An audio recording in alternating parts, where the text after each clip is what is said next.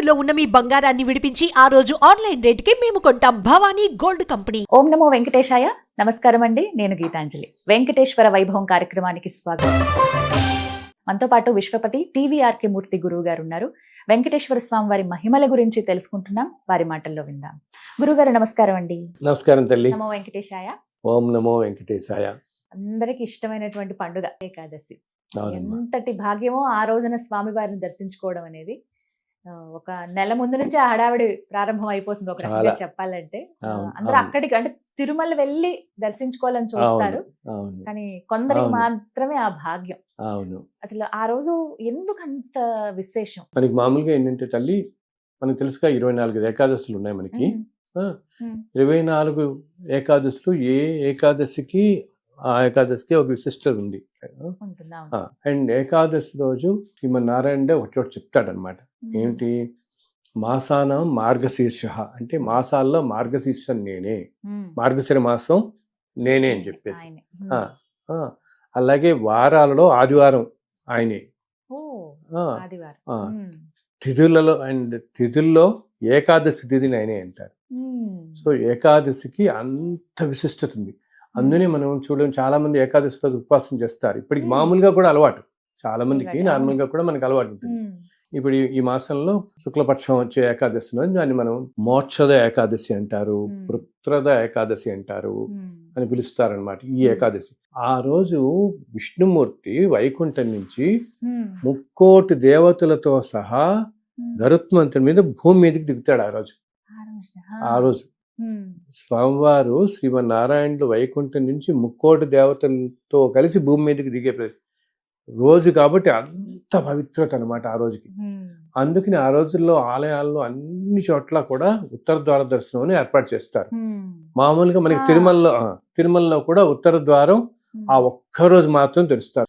ఆ రోజు అక్కడి నుంచి వెళ్ళి స్వామివారిని దర్శించుకోవచ్చు. అండ్ మామూలు అన్నో ఆలయాల్లో కూడా మనకి అన్నిటి కూడా ఉత్తర ద్వార దర్శనం ఏర్పాటు చేస్తారు, వైష్ణవ ఆలయాల్లో చేస్తారు.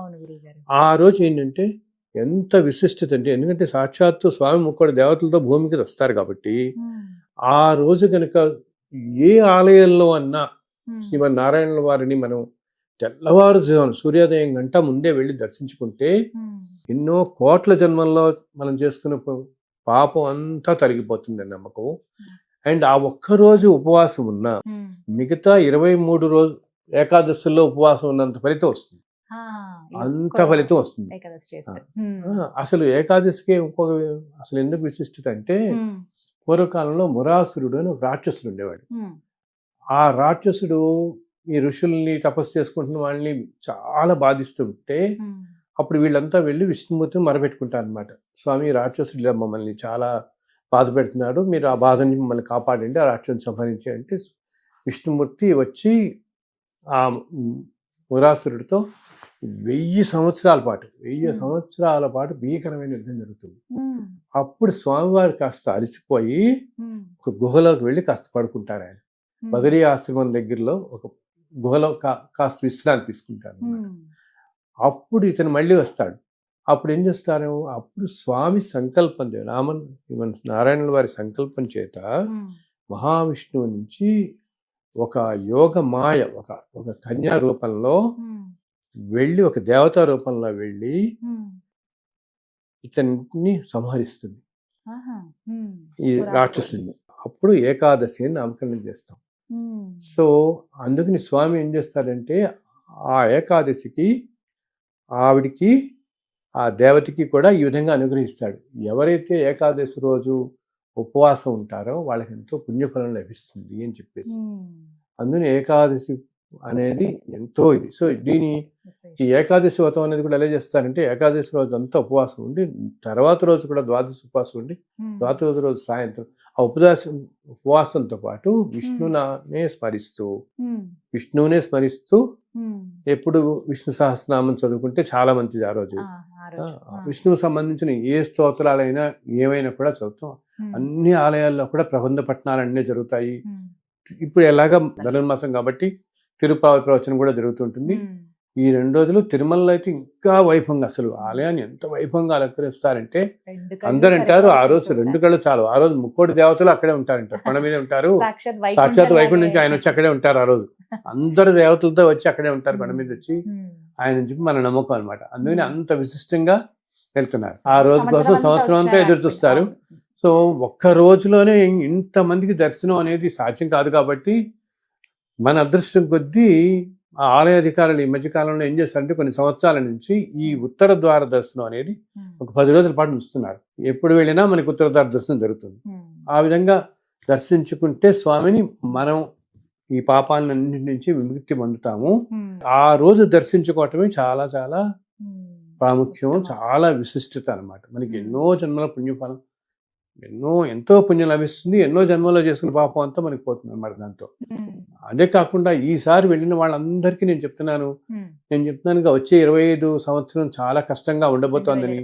అందుని రేపు ఏకాదశి రోజు ఎవరైతే స్వామి దర్శనానికి మీరు అందరూ వెళుతున్నారో మీరందరూ ఆ స్వామిని మీ ప్రార్థనలు మీ కోరికలన్నిటితో పాటు ఈ ఒక్క కోరిక ఆయన్ని మీరందరూ మీ తరఫున వినవించుకోండి.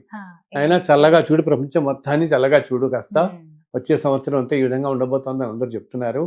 కాస్త చల్లగా కాపాడని చెప్తే ఆ రోజు ఎందుకో ఆ రోజున సాక్షాత్తు ఆయనే ముక్కోటి దేవతతో సహా ఉంటాడని మన నమ్మకం, విశ్వాసం కాబట్టి తప్పకుండా అందరి మాటలు ఆయన చెవినబడి ఆయన చల్లగా చూస్తాడు అందరినీ కూడా. అందుకని ఈసారి ఏకాదశి రోజు వెళ్ళే భక్తులందరికీ నా విన్నపం, ఒక్కసారి మన దేశం గురించి, మన లోకం, ప్రపంచం అన్నిటికీ గురించి కూడా చల్లగా ఉండాలని ఒక్కసారి ఆయన ప్రార్థించండి. ఎంతో విశిష్టకరమైంది అనమాట. ఆ ఒక్కరోజు చెప్తున్నాను కదా, ఒక్కరోజు ఉపవాసం చేస్తే మిగతా 23 ఏకాదశుల్లో ఉపవాసం చేసిన ఫలితం లభిస్తుంది మనకి ఒక్కరోజుతో. అందుబాటులో ఉన్న ఎటువంటి వైష్ణవ అందుబాటులో ఉన్న ఎక్కడ దగ్గరలో ఉన్న ఏ ఆలయానికన్నా వెళ్ళి అక్కడ స్వామిని దర్శించుకుని ఒక్క 10 నిమిషాలను అక్కడ కూర్చోండి.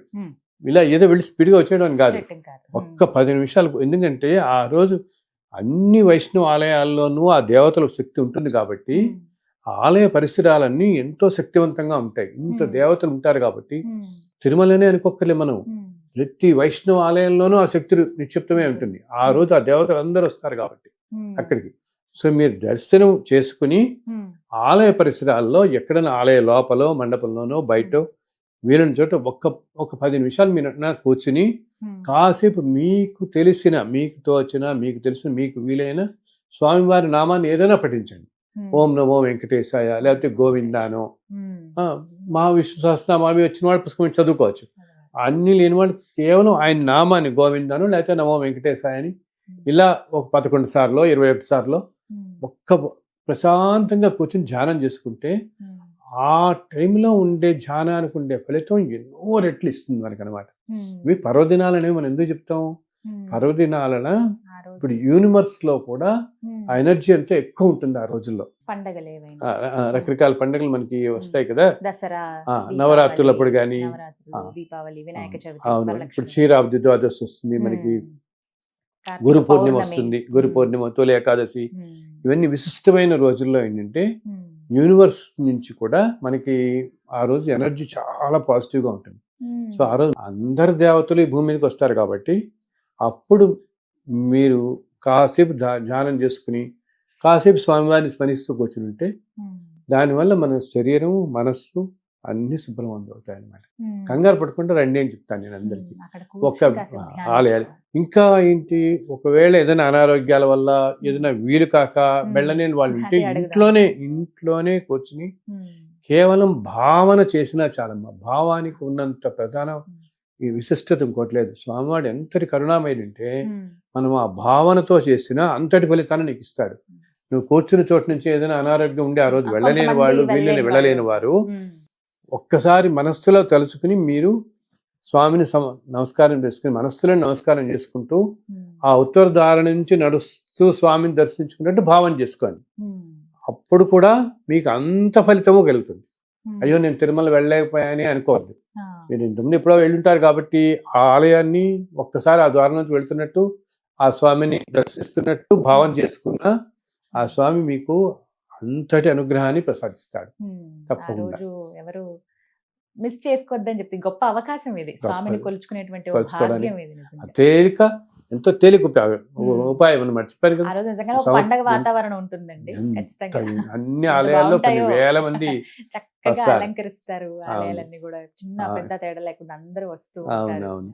సో వెళ్ళే వారందరూ కూడా ఏంటి, ఓకే ఇదేదో మనం వెళ్ళి తీరాలి, వెళ్తే మంచిది పుణ్యం మొక్కుబడిగా అన్నీ ఒకటి. కాకుండా. దాంతో పాటు ఆ థాట్స్ కూడా పెట్టుకోండి అలాగా, ఉమ్. పాజిటివ్గా పెట్టుకుని థాట్స్ అన్ని కూడా ఉమ్.